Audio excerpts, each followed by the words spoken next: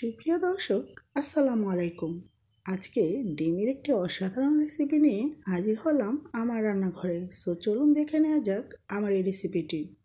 এর জন্য আমার লাগছে এখানে শুকনো মরিচ, লাগছে রসুন, আদা এবং লাগছে নারকেল। আমি একসাথে এগুলোকে পেস্ট করে নিয়েছি। এবার আমি রান্নার জন্য 3টি ডিম ভেঙে নিচ্ছি।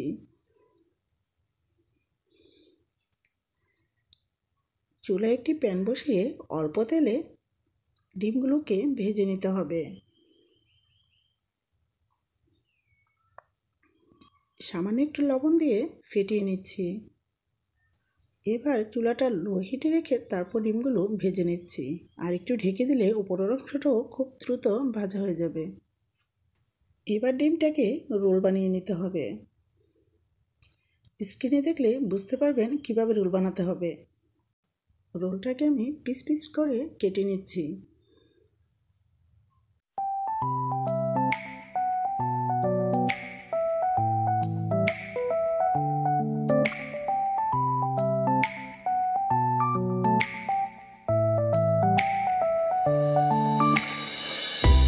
এবার প্যানে তেল দিয়ে তারপর দিয়ে দিচ্ছি পেঁয়াজ কুচি। পেঁয়াজ কুচিগুলোকে ভেজে নেব। আর ভেজে নেওয়ার সময় অবশ্যই সামান্য একটু লবণ দিয়ে দিব, যাতে খুব দ্রুত ভাজা হয়ে যায়।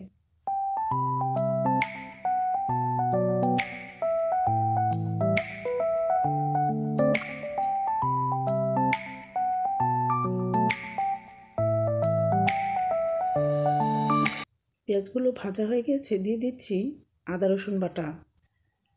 এখানে আমি হাফ চামচ করে আদা রসুন বাটা ব্যবহার করেছি। এবার দিয়ে দিলাম ব্লেন্ড করে রাখা মশলার পেস্ট। আর ভালো করে নেড়েচেড়ে পেঁয়াজের সাথে মিশিয়ে নিতে হবে।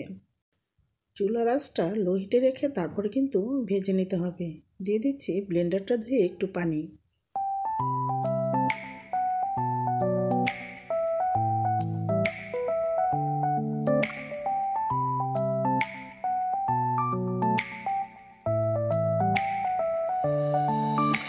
এবার দিয়ে দিচ্ছি সামান্য জিরের পাউডার, দিয়ে দিচ্ছি সামান্য গরম মশলার পাউডার।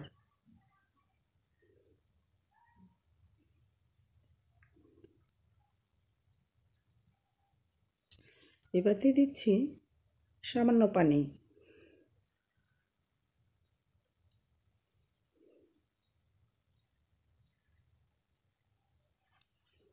দিয়ে দিচ্ছি হাফ চামচ হলুদ। মশলাটা ভালো করে কষানো হয়ে গিয়েছে। এবার আমি দিয়ে দিচ্ছি ডিমের পিসগুলো।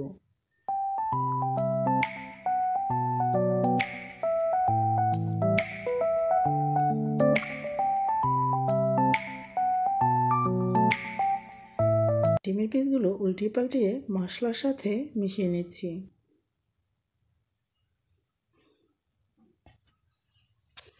এবার দিয়ে দিচ্ছি পরিমাণ মতো পানি। ভালো করে নেড়ে চেড়ে তারপর ঢেকে দেব রান্না হওয়া পর্যন্ত।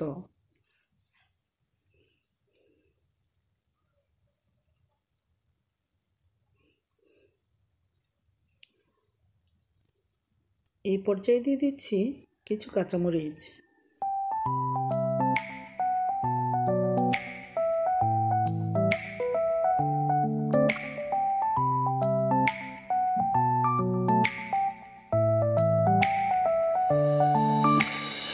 কিছু সময়ের জন্য ঢেকে দেওয়া হয়েছে।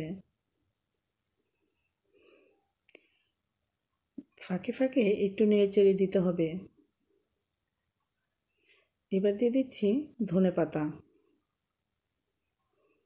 যারা ধনেপাতা পছন্দ করে না তারা কিন্তু রান্নার আগে তেজপাতা দিয়ে নিতে পারেন।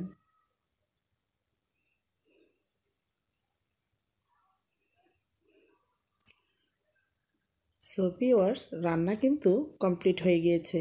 যদি ভিডিওটি ভালো লাগে তাহলে অবশ্যই লাইক, কমেন্ট, শেয়ার করবেন। সাবস্ক্রাইব করে পাশে থাকা বেল আইকনটি ক্লিক করে দিবেন। তাহলে আমার চ্যানেলের সকল ভিডিও আপনার কাছে খুব সহজে পৌঁছে যাবে। ভালো থাকবেন। আল্লাহ হাফেজ। আসসালামু আলাইকুম।